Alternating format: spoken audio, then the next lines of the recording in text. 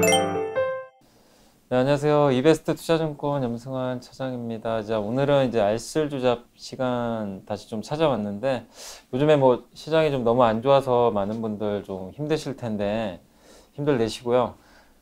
오늘 해드릴 내용은 이제 지금 현재 저희가 이제 제가 촬영하고 있는 이 날짜가 2019년 지금 7월 중순 넘어서 이제 말로 가고 있는데, 이제 2분기 실적 시즌이에요. 그래서 실적에 따라 주가 변동성이 굉장히 커지고 있는데, 실적 시즌에 우리가 어떻게 한번 매매를 할 수 있는지 그걸 제가 한번 알려드리도록 하겠습니다. 뭐 이 내용에 대해서 사실 미리 또 알고 계신 분들은 알고 계시겠지만 또 생소하신 분들도 계실 거예요. 그래서 실적 시즌 뭐 또 컨센서스가 무엇이고 이런 것들을 이용해서 우리가 어떤 식으로 한번 매매 활용할 수 있는지 한번 그 방법 오늘 알려드리도록 하겠습니다. 총 2회에 걸쳐서 제가 2부로 나눠서 설명해 드릴 테니까 잘 들어주시면 감사하겠습니다. 자, 먼저 실적 시즌이 뭐냐면 이제 매 분기마다 기업들은 성적표죠. 실적이라는 게 이제 기업의 성적표잖아요. 그래서 이렇게 우리 대학교 다니신 분들은 뭐 A 플러스 뭐 다 기억하실 거예요. 뭐 F까지 있잖아요. 그래서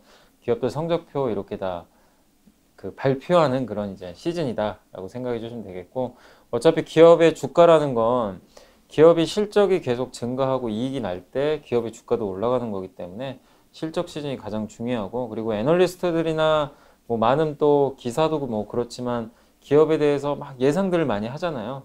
근데 그건 사실은 예상일 뿐이고 실제로 실적이 얼마나 나올지는 그건 아무도 모르는 일입니다. 그래서 실적 시즌에 이제 실적이 공개되면서 모든 민낯들이 다 드러나게 되기 때문에 상당히 중요한 이벤트라고 보시면 되겠고, 1년에 4번이죠. 그러니까 1, 2, 3, 4분기 이렇게 4번에 걸쳐서 발표한다고 좀 보시면 되겠고, 여기 이제 제가 분기별 실적 발표에 이렇게 적어 놨는데, 이게 이제 약간 매년 조금씩은 바뀔 수는 있어요. 근데 일단 이제 전자공시 사이트 들어가시면은 요 내용 나와 있으니까 매년 좀 참고하시면 되겠고, 보통은 이제 1분기 같은 경우는 분기 보고서를 내게 되는데, 분기 보고서 제출 기한이 이제 3월 31일이 1분기가 딱 끝나잖아요. 그러니까 그날로 해가지고 총 45일 이내에 이 보고서를 내야 됩니다. 그래서 5월 15일까지가 통상적으로 이렇게 분기 보고서를 제출하는 날이다라고 생각해 주시면 되겠고, 2분기는 8월 15일, 그리고 3분기는 11월 15일. 근데 물론 이제 8월 15일 날은 우리 흔히 뭐 계속 쉬는 날이잖아요. 광복절이니까 8월 15일인 경우에는 보통 8월 14일까지 보고서를 내는 게 좀 통상적이다 라고 생각해 주시면 되겠고, 근데 4분기만 조금 주의를 해주세요. 왜냐면은 4분기는 우리가 그냥 상식적으로 생각하면 1월 1일부터 2월 15일까지라고 딱 생각하기 쉽잖아요. 45일이니까. 근데 3월 31일로 돼 있죠. 그러니까 4분기는 왜냐면은 1년 동안의 총 분기 보고서가 아니라요, 총 1년간의 사업 보고서를 내요. 그러니까 사업 보고서라는 거는 총 1년 동안 이 기업의 어떤 모든 총체적인 그런 사업과 관련된 뭐 재무제표도 마찬가지고 그런 걸 토탈을 해서 내는 보고서다 보니까 분기 보고서를 따로 내지 않습니다. 그래서 3월 31일까지 제출을 하면 돼요. 그래서 기간이 좀 더 연장된다는 거, 그거 염두를 해두시면 좋을 것 같고, 근데 통상적으로 대부분 기업들은 2월 15일 이전에 대부분 발표는 하게 되어 있습니다.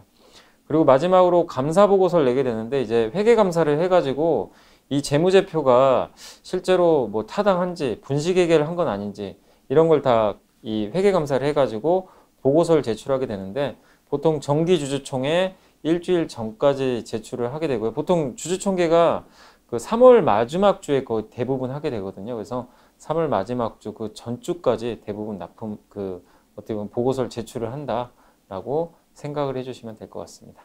그래서 실적 발표 참고하시고, 이제 본론으로 들어가서 이 화면 보시면 컨센서스라고 되어 있는데, 이게 그냥 컨센서스라는 거는 여기 동의예요, 동의. 이제 영어로 우리가 그냥 해석을 하면 증권 이제 동의란 뜻인데 그냥 예상치라고 생각하시면 돼요.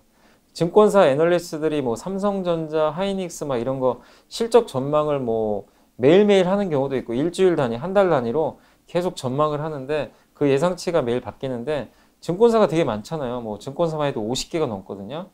근데 거기에 속한 각 애널리스트들이 뭐 예를 들면 하이닉스에 대한 실적을 막 추정을 한단 말이에요. 이번 2분기에 뭐 5천억 낼 것이다. 어떤 애널리스트는 7천억 낼 거야. 어떤 애널리스트는 뭐 4천억. 이렇게 천차만별입니다. 그래서 양극단의 이런 그 수치, 맨 위쪽에 있는 너무 높은 거하고요, 맨 아래쪽에 있는 너무 낮은 건 다 제외를 하고 그 나머지 것들을 평균을 내요. 평균을 내서 아, 이번 2분기는 애널리스트들이 뭐 5천억을 그 뭐 평균적으로 뭐 이렇게 제시를 했다. 그러면 이제 그게 바로 컨센서스가 되는 겁니다. 그래서 우리가 매출액, 영업이익, 순이익, 컨센서스를 이제 그런 식으로 이해를 하시면 됩니다. 한마디로 그냥 애널리스트들이 실적을 예상하는 수치다라고 생각하시면 되겠습니다. 자, 그래서 뭐 여기 보면 뭐 삼성전자 너마저 뭐 감히 전망, SK이노베이션 영업이익 컨센서스 하회 전망. 그러니까 우리 기사 보면 이렇게 컨센서스라는 용어들이 나오는데 그거는 영업이익 뭐 전망치다, 예상치다라고 생각을 해주시면 되겠습니다. 자, 그리고 컨센서스를 우리가 확인하는 방법이 있어요. 우리 HTS 뭐 많은 이제 증권사마다 다 다르겠지만 이베스트 투자증권 HTS에 보면 3301번 들어가시면은 상장기업 분석이라고 있는데 거기 찾아보시면은 파이낸셜 하이라이트가 있습니다. 좀 아래쪽에 스냅샷에 이런 화면이 있는데 여기 보시면은 매출액, 영업이익이 이렇게 나와 있고 위쪽에 네 쿼터라 그래가지고 이게 뭐냐면 분기예요, 분기. 그래서 2018년 1분기, 2분기, 3분기, 4분기 여기 매출액 나와 있죠. 근데 지금 제가 이 촬영하고 있는 지금 이 시간은 2019년 지금 2분기입니다. 그래서 2019년 1분기까지는 다 끝났어요. 그래서 보면 2018년 1분기 요건 다 확정된 수치들입니다. 보이시죠? 근데 지금 2019년 여기 06으로 돼 있잖아요. 06은 2분기예요. 2분기 실적은 아직 발표를 안 했겠죠.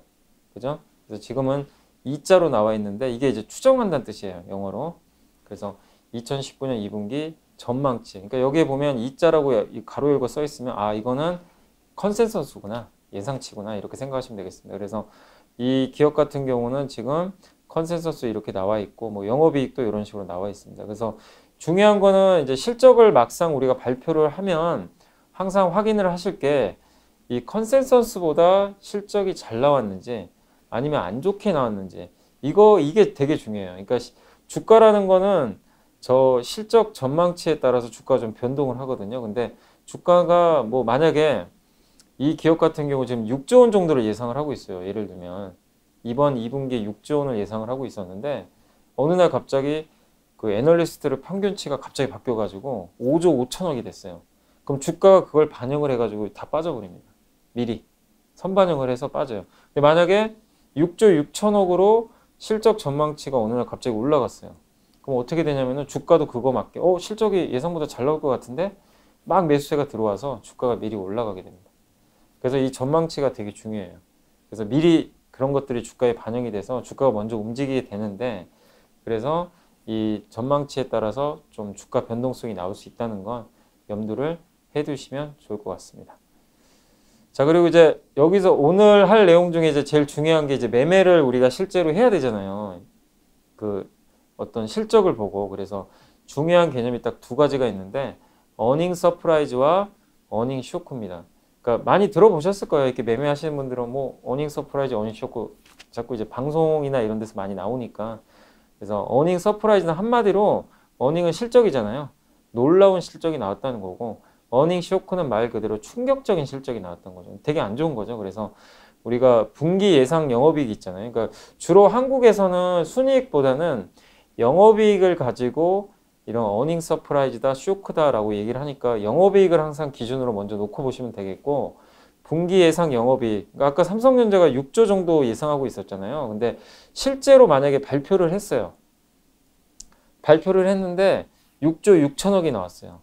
그러면은 잘 나온 거잖아요. 6천억이 더 잘 나왔죠. 그러면 우리가 잘 나왔다. 예상보다 어닝 서프라이즈라고 하는 거고 분기 예상 영업이익이 6조인데 만약에 5조 4천억이 나왔어요.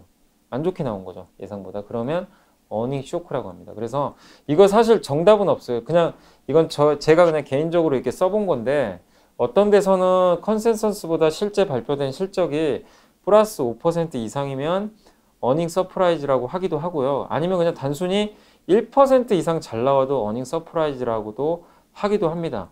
근데 그냥 저는 개인적으로 두 자릿수 이상 예상보다 잘 나오면 좀 더 주가에 반응이 있더라고요. 그래서 제 개인적으로는 그냥 어닝 서프라이즈는 예상보다 실제 발표된 실적이 두 자릿수 이상 10% 이상 더 잘 나왔을 때를 어닝 서프라이즈라고 저는 생각하고 있고 어닝 쇼크는 반대입니다. 컨센서스보다 실제 발표된 실적이 마이너스 10% 이상일 때 그러니까 뭐 예상보다 10% 이상 더 안 좋게 나온 거죠. 그럴 때를 어닝 쇼크라고 합니다. 그래서 이런 것들이 나왔을 때 주가에 막대한 영향을 끼치기 때문에 이런 부분들 좀 참고하시면 되겠습니다. 자, 그래서 제가 2부 시간에는 실제로 그 어닝 서프라이즈하고 어닝 쇼크 종목 가지고 주가 어떻게 움직였는지 제가 1분기, 2019년 1분기는 끝났으니까 그 과거 데이터를 가지고 한번 제가 2부 시간에 설명을 해 드리겠습니다. 잠깐만 기다려 주세요.